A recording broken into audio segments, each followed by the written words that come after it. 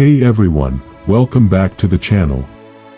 Before we dive deep, I genuinely hope you're doing well today, sending positive vibes your way and wishing you nothing but good health. Ever wondered what life was like in Japan when samurai still ruled the streets, bustling cities were born, and the entire country closed its doors to the outside world for over 2 centuries? That incredible era was Japan's Edo period, a time of dramatic transformation, strict social order, and surprising cultural explosions that shaped modern Japan in ways you can still feel today. Forget the chaotic wars that came before, picture instead an island nation locked in an enforced peace, simmering with change under the surface. Strap in, because we're about to take an epic journey back to one of the most fascinating chapters in Japanese history. Imagine Japan in the early 1600s. After generations of brutal civil war where powerful warlords, the daimyo, constantly battled for supremacy, a decisive victor finally emerged, Tokugawa Ieyasu. His triumph at the legendary Battle of Sekigahara in 1600 cemented his power, and just 3 years later, the emperor officially appointed him shogun, the supreme military leader. This wasn't just another warlord taking charge, it was the beginning of an unprecedented dynasty. Ieyasu established his government, the Tokugawa shogunate, not in the ancient imperial capital of Kyoto, but in his own power base, a small fishing village called Edo. That humble village would explode into one of the largest cities on earth during this period. The Edo period, named after this new center of power, officially began, promising something Japan desperately craved after centuries of bloodshed, stability and peace. But this peace came with a very specific, and sometimes harsh, recipe enforced by the Tokugawa family. The shogunate's top priority was maintaining control and preventing any daimyo from becoming powerful enough to challenge them again. How did they achieve this? Through a system of incredibly rigid social control. Society was frozen into a strict hierarchy known as the Shinokyo system. At the very top sat the samurai, the warrior class, serving the shogun or their local daimyo lords. Below them came the peasants, the farmers who worked the land, considered important because they produced the rice that was the basis of the economy. Next were the artisans, the craftspeople who made goods. And at the bottom were the merchants, who bought and sold things. It might seem strange that merchants were considered the lowest class, especially since some became incredibly wealthy, but in a Confucian-influenced society that valued production, like farming or crafting, over simply moving money around, that's how it was. Movement between these classes was virtually impossible. You were born into your station and died in it. Your clothing, your hairstyle, even the type of house you could build, were dictated by your class. This rigid structure was the bedrock of Edo society, enforced by the ever-watchful samurai who now, in a time of peace, often took on more administrative or bureaucratic roles. To keep the potentially troublesome daimyo in check, the Tokugawa devised a masterstroke of political control, the Senkinkotai system, often called alternate attendance. Imagine you're a powerful daimyo lord ruling your own domain far from Edo. The shogun demanded you spend every other year living in Edo, right under the shogunate's nose. And when you finally travel back to your homeland, you had to leave your wife and eldest son behind in Edo as permanent hostages. This wasn't just inconvenient, it was astronomically expensive. Daimyo had to maintain lavish residences in Edo, fund the enormous processions of hundreds, sometimes thousands, of samurai retainers traveling back and forth across Japan's treacherous roads, like the famous Takedo Highway, and still pay for their domain's administration back home. The constant drain on their finances made it nearly impossible for them to save up enough money to fund a rebellion against the shogun. It also had an unintended consequence. It turned the roads of Japan into vital arteries, boosted trade and the growth of post towns along the routes, and helped bind the country together culturally as people and ideas flowed constantly towards Edo. Perhaps the most famous and defining policy of the Edo period was Sakoku, the closed country edicts. Starting in the 1630s and solidified over the next few decades, the shogunate slammed Japan's doors shut to most of the outside world. Why? Fear. Fear of foreign influence, especially the spreading Christianity brought by Portuguese and Spanish missionaries, which the shogunate saw as a threat to social order and a potential prelude to European colonization. Fear of the powerful daimyo in western Japan gaining wealth and weapons through foreign trade. The edicts were brutal. Japanese were forbidden to leave the country on pain of death, and most foreigners were banned. Massive European ships couldn't just sail in anymore. Christianity was ruthlessly suppressed. Almost all trade was choked off. But almost is key. It wasn't a complete blackout. The shogunate kept tiny, tightly controlled windows open. The Dutch, seen as less interested in missionary work and more focused on commerce, were allowed to maintain a small, confined trading post on a tiny artificial island called Dejima in Nagasaki harbor. They were treated almost like prisoners, confined to the island, and only allowed limited trade under strict supervision. Similarly, restricted trade continued with China and Korea through specific channels in Nagasaki. And up north, the indigenous Ainu people in Hokkaido, then called Ezo, traded with the Matsumi domain, acting as a limited conduit to the wider world. So, while Japan was incredibly isolated, it wasn't completely blind or deaf to developments outside, it just filtered everything through these narrow, controlled openings. This enforced peace and stability, however rigid, created conditions for an extraordinary economic and cultural boom, especially in the cities. With the samurai increasingly concentrated in castle towns and particularly in Edo, where the daimyo were forced to reside half the time, and with the demands of the Sankinkotai system fueling commerce, urban centers exploded. Edo itself transformed from a swampy village into a teeming metropolis, likely the largest city in the world by the 18th century, with over 1 million inhabitants. Kyoto remained the imperial capital and center of traditional high culture and craftsmanship.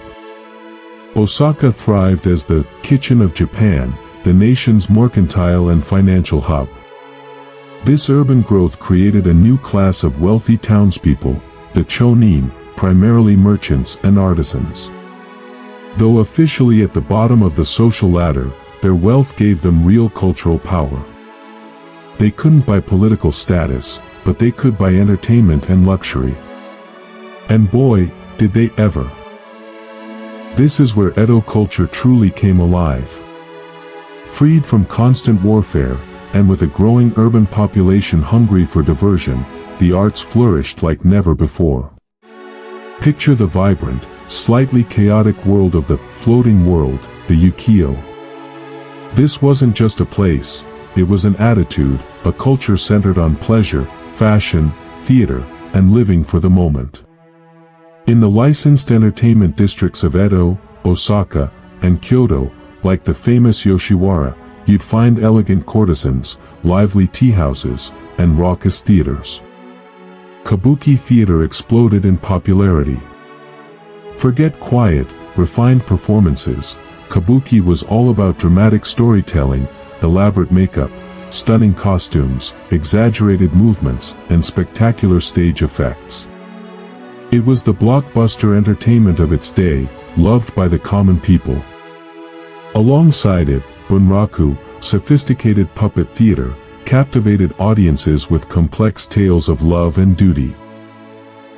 And capturing the essence of this fleeting, beautiful world was the incredible art form of ukiyo-e, woodblock prints. Artists like Hokusai and Hiroshige didn't just create art, they created mass media. Their prints depicted everything: breathtaking landscapes, famous actors in dramatic poses, beautiful courtesans, scenes from folk tales, and even erotica. Affordable and reproducible, these prints were the posters and magazines of the Edo period, spreading trends and beauty throughout society.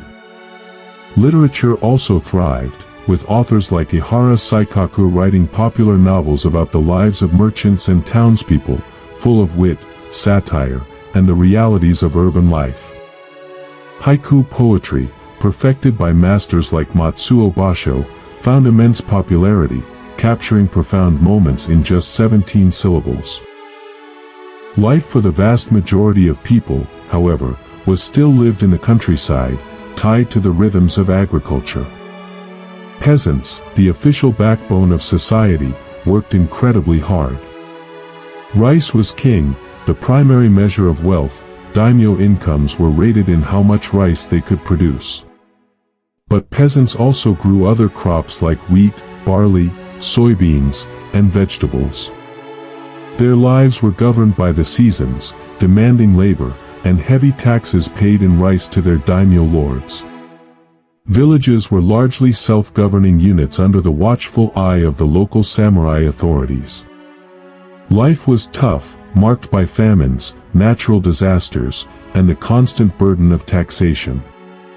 Yet, village life fostered strong communities, rich folk traditions, festivals rooted in Shinto beliefs, and a deep connection to the land. Education, surprisingly, became more widespread than many realize. While formal schooling for samurai focused on Confucian classics, military arts, and administration, a network of temple schools, Terakoya, sprang up, teaching reading, writing, and basic arithmetic to the children of commoners, merchants, artisans, and even some wealthier peasants. This led to remarkably high literacy rates for a pre-modern society. Religion provided another anchor. Shinto, with its focus on local spirits, kami, and nature, intertwined seamlessly with Buddhism, which offered philosophies for life and death. People visited shrines and temples for festivals, prayers for good harvests or health, and to honor ancestors. Beneath the official four classes existed groups often marginalized or excluded. The Ada, now called burocumen, primarily involved in occupations considered ritually unclean by Buddhist standards, like leatherworking, tanning, butchery, or undertaking, faced severe discrimination and lived in segregated communities. The Hainin, non-persons, were those outside the system entirely, beggars, itinerant performers, convicted criminals. Their status was sometimes temporary, sometimes hereditary, but they lived on the absolute fringes of society. Indigenous groups like the Ainu in Hokkaido, Ezo, and the Ryukyuan people in Okinawa maintained distinct cultures and languages but were increasingly brought under the control, and often exploitation, of the shogunate and mainland Japanese domains like Matsumi and Satsuma. Their lands were encroached upon, their trade controlled, and their autonomy steadily eroded throughout the Edo period. For all its internal stability and cultural brilliance, the Edo system wasn't without cracks and strains. The rigid social hierarchy chafed, especially as wealthy merchants wielded economic power far beyond their lowly status. The fixed stipends of many lower-ranking samurai, paid in rice, became problematic as a money economy developed. Rice prices fluctuated, but their stipends didn't, leading to widespread samurai poverty and debt to merchants, a humiliating situation for the supposedly elite class. Peasants bore the brunt of heavy taxation. When crop failures or famine struck, like the devastating Tenpo famine of the 1830s, desperation led to occasional peasant uprisings against oppressive officials or landlords. Corruption within the shogunate bureaucracy also became a growing problem over time. Meanwhile, the outside world was changing dramatically. Whispers of European advancements, brought in through the tiny Dutch window at Dejima, reached a small group of Japanese scholars known as Rangakusha, Dutch learning scholars. They studied European medicine, astronomy, cartography, and military technology, creating a small but significant undercurrent of knowledge about the West. News of European colonial expansion, particularly the British in India and the Opium Wars in China, filtered through, causing deep unease among some Japanese thinkers who realized Japan's military technology was falling dangerously behind. The pressure from the outside world, simmering for decades, finally became impossible to ignore in the mid-19th century. American whaling ships increasingly appeared in Japanese waters, needing supplies. Shipwrecked sailors sometimes washed ashore, treated with suspicion. But the catalyst arrived dramatically in July 1853, when Commodore Matthew Perry of the United States Navy steamed into Edo Bay with his black ships, steam-powered warships belching smoke, a technology unseen and terrifying in Japan. Perry delivered a letter from President Fillmore demanding Japan open its ports for trade, coal, and the protection of shipwrecked sailors. He promised to return the next year for an answer. The arrival of Perry sent shockwaves through Japan. The shogunate, weakened by internal problems and acutely aware of its military inferiority, was paralyzed. It even took the unprecedented step of consulting the daimyo and the emperor in Kyoto, figures it had largely sidelined for centuries, revealing its profound uncertainty. When Perry returned in 1854 with even more ships, the shogunate felt it had no choice. The Convention of Kanagawa was signed, opening two minor ports, Shimoda and Hakodate, for American ships to take on supplies. This was the first crack in the wall of Sakoku. The Kanagawa Convention was just the beginning. Over the next few years, more treaties, often unequal and dictated by Western powers, the US, Britain, Russia, France, Netherlands, forced Japan to open more ports, grant extraterritorial rights to foreigners, meaning they were subject to their own laws, not Japanese law, and accept low tariff rates. This opening of Japan was deeply humiliating for a nation proud of its sovereignty. It exposed the shogunate's weakness and sparked intense debate and turmoil within Japan. The rallying cry, Sano Joy, revere the emperor, expel the barbarians, gained traction, particularly among powerful Western domains like Satsuma and Choshu, who had always been somewhat resistant to Tokugawa dominance. They saw the shogunate's capitulation as a betrayal. The political landscape fractured. The shogunate struggled to maintain control, attempting some modernization efforts but facing increasing opposition. The once sacred emperor in Kyoto, particularly the young Emperor Meiji, became a potent symbol of Japanese identity and resistance to foreign influence, actively courted by anti-shogun forces. Violence erupted between pro-shogun forces and the growing imperial loyalists backed by rebellious domains. After a series of military clashes and shifting allegiances, the final blow came relatively swiftly.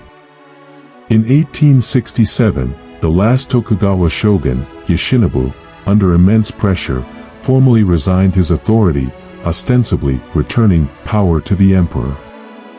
But this didn't end the conflict. In early 1868, forces loyal to the emperor clashed with shogunate holdouts near Kyoto, the Battle of Toba-Fushimi. The imperial victory was decisive. Edo surrendered peacefully soon after, was renamed Tokyo, eastern capital, and Emperor Meiji officially announced the restoration of direct imperial rule. The Edo period, after more than 260 years of Tokugawa rule, was over. The Meiji Restoration had begun, launching Japan on a frantic and transformative journey to modernize and become a world power.